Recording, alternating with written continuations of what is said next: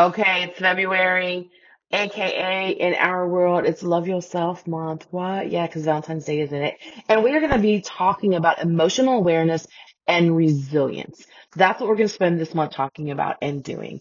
And more importantly, like we're starting with number one. Like you have to be able to name it before you can change it. Okay, that's what it is. So the first week we're going to talk about naming it and it being whatever it is that gets you to spiral. So picture this. After school, your kid melts down over something small to you, shoes, snacks, the wrong cup, whatever. And you're standing there thinking, are you kidding me right now? Like, seriously? Like, all they have to do is like the things that I ask. And so you say calm down and no one wants to hear calm down. Nobody. And then they get louder and now you're both like louder, louder, louder, louder. You're just this escalating thing.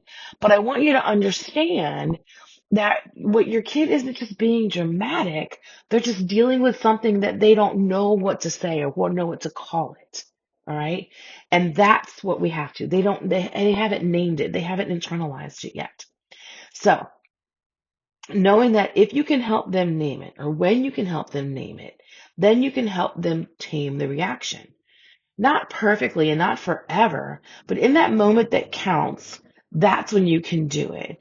Because we're not trying to raise calm kids. We're trying to raise emotionally intelligent kids, right? Kids that don't get ruled by their emotions. That's, that's what we're doing.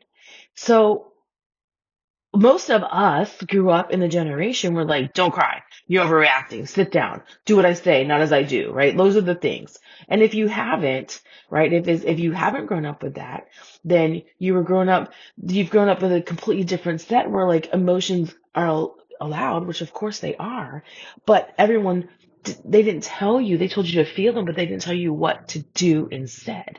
And here's the real problem. When you can't name it, your body's going to try and solve it for you. Like your body's going to do what it does and it's going to try and help you out.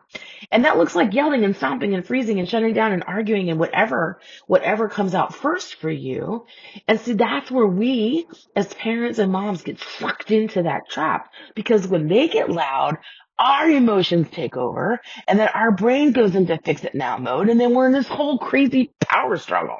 So in a minute, I'm going to give you the one shift that's going to stop you from taking the emotion personally, because that's what happens, right?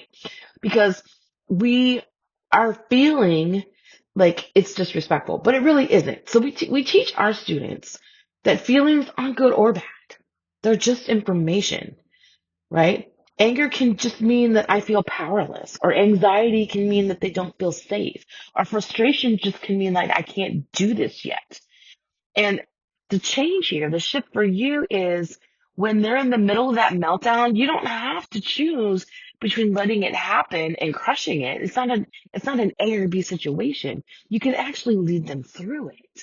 So if you want help spotting your own default under pressure or what to do next, go to pickyourfight.org and you'll get that access so that you can identify what's going on with you, where there are free tools. You can choose our DIY route, or you can join my live training.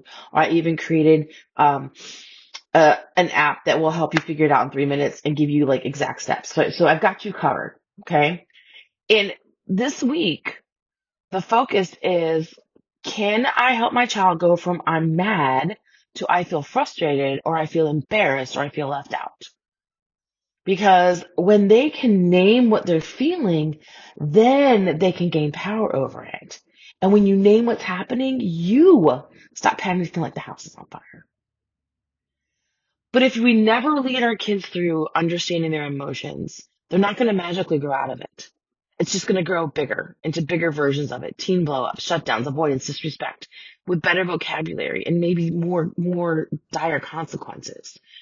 So you don't have to live with a constant anticipation of what mood they're going to wake up in, because that's a survival mode. You want to lead it.